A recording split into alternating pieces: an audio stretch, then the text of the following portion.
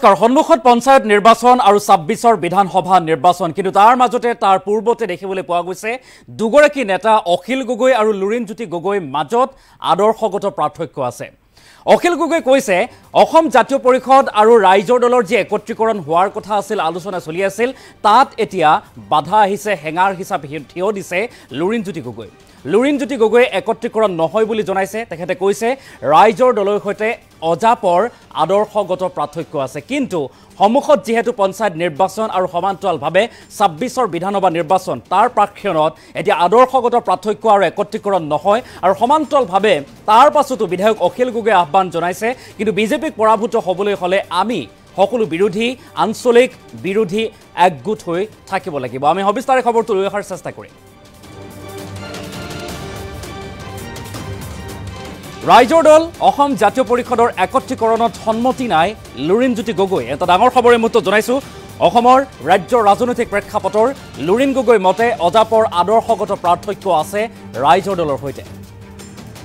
আৰু অখিল গগৈ ৰাইজৰ দলে বিচাৰিছিল অজাপৰ সৈতে একত্ৰীকৰণ ৰাইজৰ দল আৰু অসম জাতীয় পৰিষদ এটা দল হোৱাৰ কথাটো বিচাৰিছিল বা প্ৰস্তাৱ আগবঢ়াইছিল অখিল গগৈয়ে সোণাৰীত আজিৰ দিনটোত ৰাইজৰ দল অজাপৰ একত্ৰীকৰণক লৈ ডাঙৰ মন্তব্য অখিল গগৈয়ে একত্ৰীকৰণ নহলেও আঞ্চলিক দল ঐক্যবদ্ধ হোৱাৰ আহ্বান জনাইছে অখিল গগৈয়ে আৰু বিজেপিক পৰাভূত কৰিবলৈ হ'লে সকলো আঞ্চলিক দল ঐক্যবদ্ধ হোৱাৰ দৰকাৰ আছে বা প্ৰয়োজনীয়তা আছে বুলি উল্লেখ কৰিছে বিধায়ক অখিল গগৈয়ে আৰু পঞ্চায়ত নিৰ্বাচনতো বিৰোধীয়ে ঐক্যবদ্ধভাৱে প্ৰতিদ্বন্দ্বিতা কৰাটো অতিকে প্ৰয়োজন পঞ্চায়ত নিৰ্বাচনতো বিৰোধী ঐক্য একেলগে থাকিব লাগিব ২৬ত বিজেপিৰ বিৰুদ্ধে শক্তি বৃদ্ধি কৰিবলৈ হ'লে ঐক্যবদ্ধ হ'ব লাগিব বুলি উল্লেখ কৰিছে আৰু উপনিৰ্বাচনত কৰা ভুল পঞ্চায়ত নিৰ্বাচনত কৰিব নালাগে উপনিৰ্বাচনত যি ভুল হৈ গ'ল সেয়া পঞ্চায়ত নিৰ্বাচনত কৰিব নালাগে পঞ্চায়ত নিৰ্বাচনত ফলাফল বেয়া দেখুৱালে বিজেপিয়ে সুযোগ পাব সুবিধা ল'ব এই মন্তব্য কৰিছে আজিৰ দিনটোত বিধায়ক অখিল গগৈ আৰু ৰাইজৰ দলে পঞ্চায়ত নিৰ্বাচনতকৈ ২৬ৰ বিধানসভা নিৰ্বাচনক বেছি গুৰুত্ব দিছে বুলি উল্লেখ কৰিছে অখিল গগৈয়ে ৰাইজৰ দলৰ লগত অসম জাতীয় পৰিষদৰ যে একত্ৰীকৰণৰ কথা আছিল যি আলোচনা চলিছিল তাত সন্মতি নাই বুলি উল্লেখ কৰিছে অখিল গগৈয়ে বুলি উল্লেখ কৰিলে আজিৰ দিনটোত অখিল গগৈয়ে কৈছে লুৰিণজ্যোতি গগৈয়ে কৈছে যে ৰাইজৰ দলৰ সৈতে অসম জাতীয় পৰিষদৰ আদৰ্শগত পাৰ্থক্য আছে গতিকে একত্ৰীকৰণ সম্ভৱ নহয় কিন্তু তথাপিও বিধায়ক অখিল গগৈয়ে আহ্বান জনাইছে ২৬ত বিজেপিক যদি পৰাভূত কৰিবলগীয়া হয় তেনেহলে সকলো আঞ্চলিক দল ঐক্যবদ্ধ হ'ব লাগিব আৰু বিজেপিৰ বিৰুদ্ধে থিয় দিব লাগিব পঞ্চায়ত নিৰ্বাচনতো সকলো একলগ হৈ নিৰ্বাচনত অৱতীৰ্ণ হ'ব লাগিব আৰু বিজেপিক পৰাভূত কৰিব লাগিব বুলি উল্লেখ কৰিলে অখিল গগৈৰ মন্তব্য আছে কি কৈছিল অসম জাতীয় পৰিষদৰ লগতে ৰাইজৰ দলৰ যে একত্ৰীকৰণ আৰু সমান্তৰালভাৱে ২৬ৰ বিধানসভা নিৰ্বাচনক লৈ কি ৰণনীতি এই সন্দৰ্ভত অখিল গগৈৰ মন্তব্য আছে কি কৈছিল আমি মন্তব্য আগবঢ়াইছো মই দেখিলোঁ যে জাতীয় পৰিষদৰ লগত ৰাইজৰ দলৰ একত্ৰীকৰণ নহয় বুলি আপোনাৰ জাতীয় পৰিষদৰ সভাপতি লুৰিণজ্যোতি গগৈয়ে স্পষ্ট কৰি দিছে গতিকে আমি বিচাৰিছিলোঁ একত্ৰীকৰণটো কিন্তু লুৰিণজ্যোতি গগৈ কৈছে যে একত্ৰীকৰণ নহয় তেওঁলোকৰ লগত আমাৰ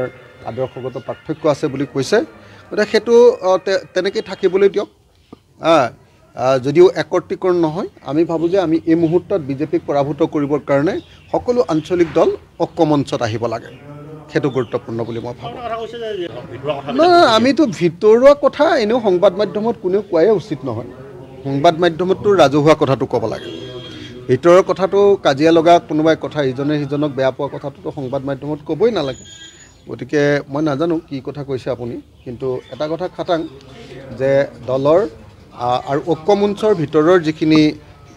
বিষয় সেই বিষয়বিলাক নিশ্চিতভাৱে ৰাজহুৱা হ'বই নালাগে যদি আমাৰ কিবা আছে এতিয়া আমি এতিয়াৰ পৰা সকলোৱে নিজৰ ভিতৰত কথা পাতি ল'ম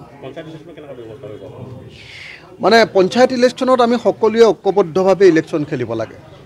মই আকৌ কওঁ যে উপনিৰ্বাচনত ভুল কৰা কথাটো আকৌ পঞ্চায়ত নিৰ্বাচনত কৰিব নালাগে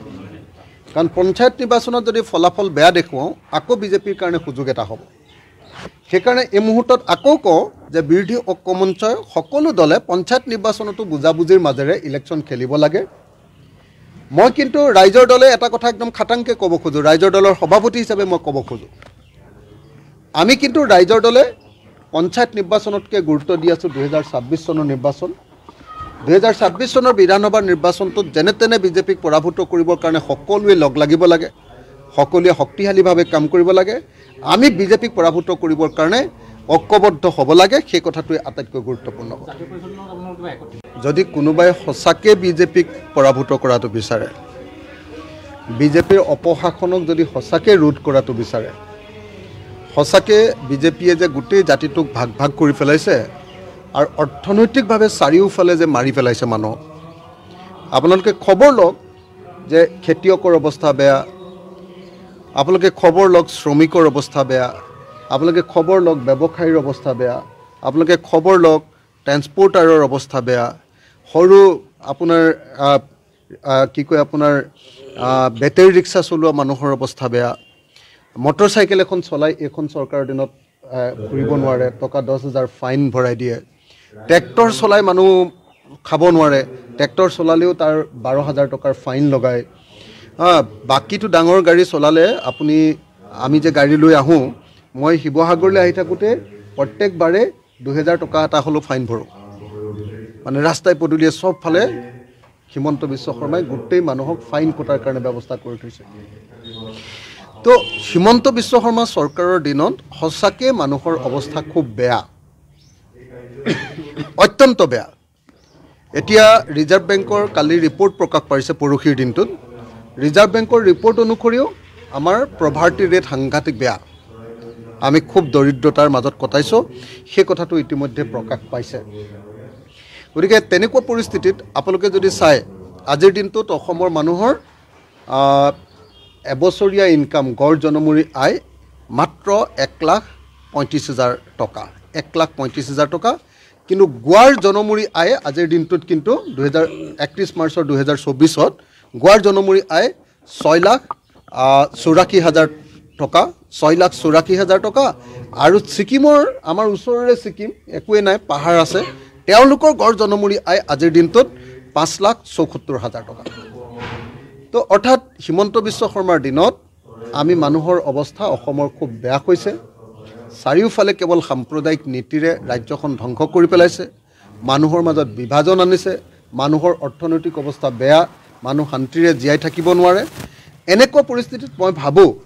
যে হিমন্ত বিশ্ব শৰ্মা চৰকাৰক, বিজেপিক যদি সঁচাকৈ প্ৰতিহত কৰাটো বিচাৰে, তেতিয়াহ'লে বেলেগ আৰু কোনেও ডাইলগ চাইলগ মাৰি লাভ নাই, আমাৰ বিৰোধী দলবিলাক একলগ হ'ব লাগিব। আৰু যদি একলগ নহয় তেতিয়াহ'লে জানিব লাগিব যে তেওঁলোক বিজেপিৰ এজেণ্ট।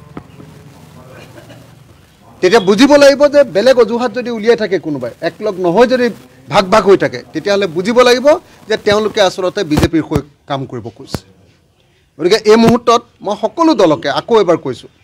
কংগ্ৰেছে আমাক নিশ্চয় আপোনালোকে জানে যে বিশ্বাসঘাতকতা কৰি আঁতৰি গৈছিলে, কিন্তু এই মুহূৰ্তত মই ভাবোঁ যে আকৌ এবাৰ সকলোৱে কথাবিলাক বিবেচনা কৰিব লাগে, সকলোৱে মিলি আমি বিজেপিক পৰাভূত কৰিবলৈ ঠিক কৰিব লাগে, ঐক্যবদ্ধ হ'ব লাগে, ঐক্য মঞ্চটোক শক্তিশালী কৰিব লাগে, আৰু বেলেগ একো চাব নালাগে।